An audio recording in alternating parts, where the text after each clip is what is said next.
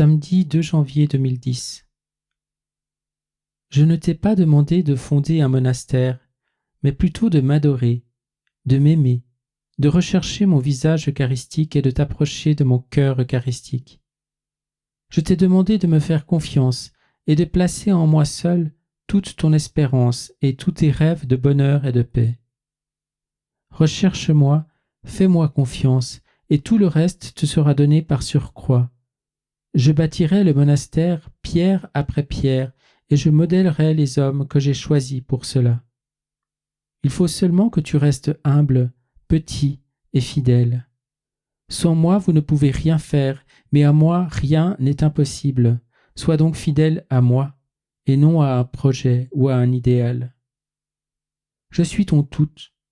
Vis pour moi seul, cherche-moi, recherche ma face. Trouve réconfort auprès de mon cœur brisé.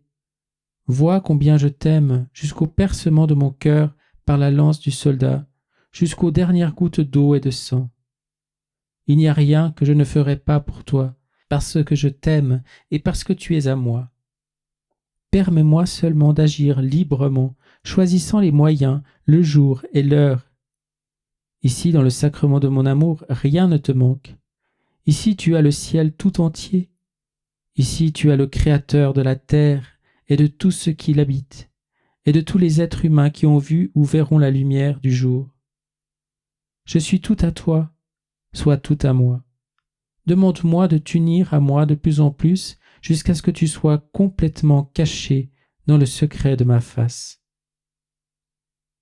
Lorsque j'ai demandé dans la prière « Ajuste-moi à ton cœur », il a dit « Être ajusté à mon cœur, c'est être ajusté à ma volonté, car ma volonté est tout amour, amour en son origine, amour en son accomplissement, amour en sa rétribution. »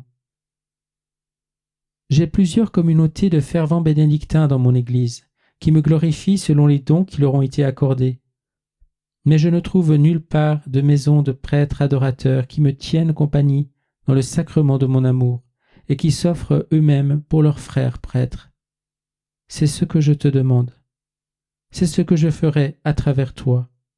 Tu dois seulement te montrer fidèle, quelle que soit l'ampleur de tes défaillances. Ta faiblesse n'est pas un obstacle pour moi, vois-la plutôt comme le canal par lequel je te donnerai ma grâce en grande abondance.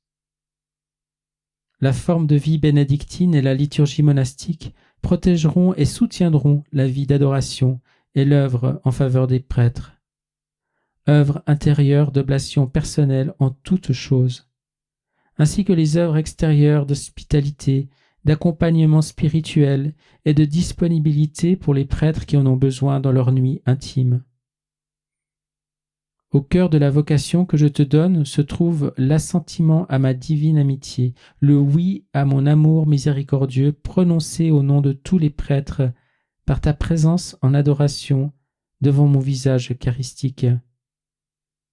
C'est de cette manière que je purifierai, guérirai et sanctifierai mes prêtres, en les attirant dans le rayonnement de mon visage eucharistique et dans la chaleur de mon cœur eucharistique. Ils oublient que je suis présent dans le sacrement de mon amour pour leur offrir toutes les bonnes choses qui découlent de l'amitié, compagnie, conversation, joie, réconfort, hospitalité, force et par-dessus tout, amour. Je suis caché dans ce sacrement et ma face reste voilée par les espèces sacramentelles. Mon cœur lui aussi est caché, mais je suis présent, vrai Dieu et vrai homme, vivant, voyant tout, sachant tout, brûlant du désir que tous viennent jusqu'à mes tabernacles et en premier lieu les prêtres que j'ai choisis pour être mes amis intimes, les amis de mon cœur. Un prêtre qui dans l'adoration consent à mon amitié ne manquera de rien et avancera rapidement sur le chemin de la sainteté. La vertu n'est pas chose difficile pour qui demeure dans mon amitié. L'amitié de Jésus pour ses prêtres, que cela soit le sujet de tes conversations avec les prêtres et les prédications que tu leur adresses. Parle de ce que tu sais, de ton expérience, car déjà je t'ai donné d'innombrables signes de mon amitié. Je t'ai montré que je suis ton ami bien-aimé et que je t'ai choisi pour demeurer dans l'amitié de mon cœur comme Saint Jean, mon disciple bien-aimé. Un prêtre qui demeure dans l'amitié de mon cœur accomplira des œuvres grandes et merveilleuses pour les âmes. C'est le secret d'un sacerdoce fécond. Demande à ma mère de te garder dans la fidélité à ma divine amitié. Demande à Saint Jean de t'enseigner la voie de l'amitié avec moi et de la joie dans l'amour de mon cœur.